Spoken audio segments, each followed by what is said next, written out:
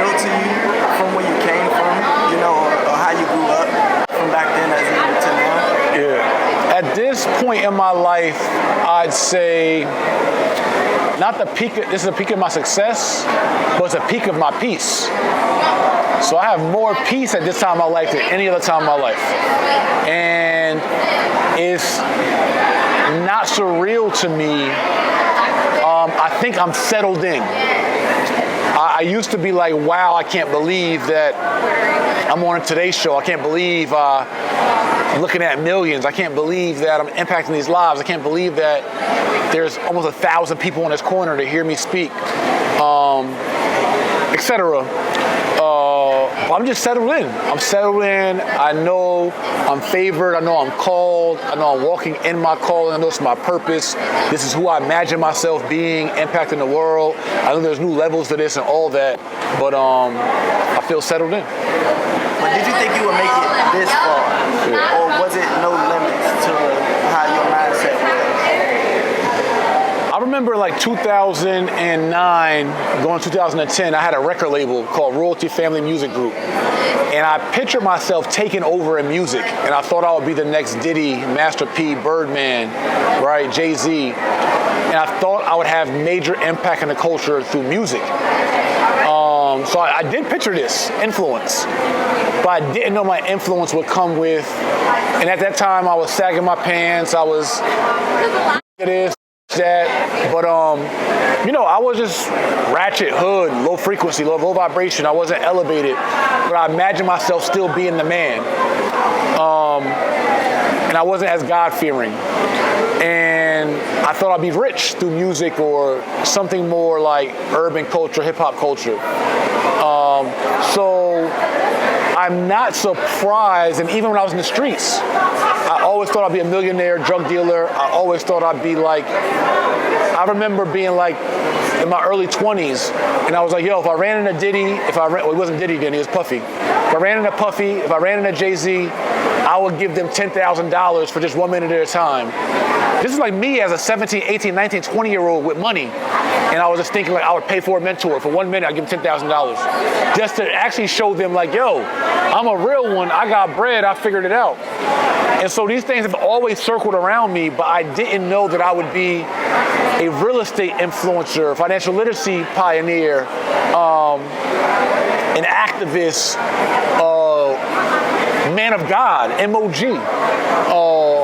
righteous thinker, example, role model, and have that level of influence or that level of access or that level of wealth. That's the surprising part. I've always seen myself as actually being the guy or being someone that folks would look up to or have influence or have some level of wealth, but I never thought I would do it being righteous. Never thought I would do it respecting our women. Never thought I would do it bigging up and loving on our kings. I never thought I would do it without committing violence when somebody disrespects me because I come from the streets. So I've been able to have influence but lead by example to where folks can disrespect me and I'm still able to diffuse conflicts in a righteous way and show black men how to handle things with litigation and lawsuits versus how to handle it with 7 pounds of pressure. So that's like really the amazing part or the part I never would have thought because earlier me, when I got into a beef or to a drama, I knew exactly what to do and who to call and how to get it done. And so at this level, and I knew what to do with money back then, but it was illegal flips. Now I know legal flips. And I knew how to influence men and women and all those kind of things, but now instead of like womanizing, I'm like woman building, woman edifying, you know what I'm saying? Building up my queen. So I am kind of blown away by who I am from that maturity perspective and what God's done with me and the way I've been able to impact the culture and allow God to use me in some incredible ways and be a vehicle for positivity within our community. Okay, what would you tell somebody that's struggling with motivation? My biggest motivational thing, it starts with self-love, self-dignity, self-respect. It's like, yo, love your life, bro. Love your life, sis. It's the one life you get. Like, the only way I can motivate you is let you understand that this is not a video game and there are no repeats. You can't put more coins in. You can't just turn the game off and hit reset. This is not a Netflix special. You can go back to the beginning. This is your one life, and it carries on, then it's done.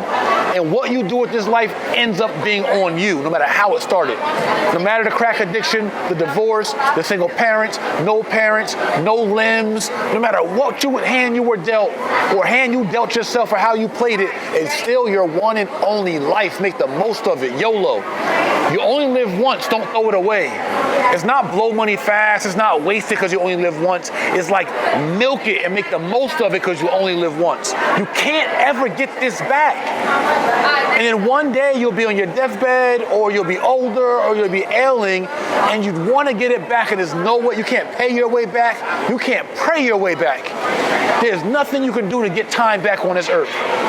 So if you serve 13 years in prison, you wasted 13 years of your life for a bad decision, or because the system dealt you a bad hand. But either way, you now got to move forward after 13 years. So you could throw away some more, or get on your good foot, get on your bike and go get it.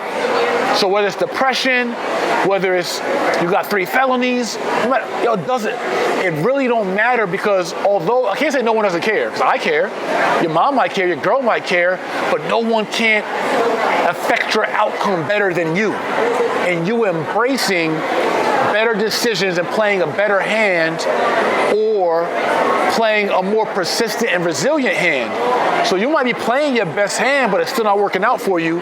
So you could cry, fold up, become a bum, and give up, and you just wasted your life. Like, care enough about your life not to waste it, not to smoke it away, not to drink it away, not to sex it away. Like, just so that's my biggest thing of motivation is like, if I only got one of these, I'm not gonna just pour it out. If I got only one of these, I'm not gonna just guzzle it. If I got one of these, I'm not gonna just let it spoil. If I only got one of these, I'm not gonna just gamble it. If I got one of these, I'm gonna cherish this and think about how do I maximize this and make the most of it, because I only have one of these in life, especially if I need one of these to survive and to have longevity and prosperity, and I'm thirsty. If I'm thirsty, and this is the only liquid I have for the rest of my life, then it's only a basic level of wisdom to make the most out of this. Yo, if you just smoke your joint away, you just gang bang your joint away, like, you wasted the most precious and most valuable asset that any of us get that you can't get back. Now, if I could make a new ring, this is a nice diamond ring.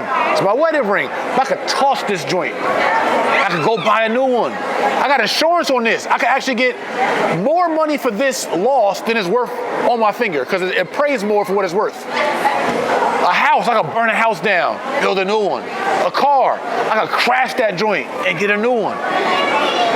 A beautiful custom tunic, one of one.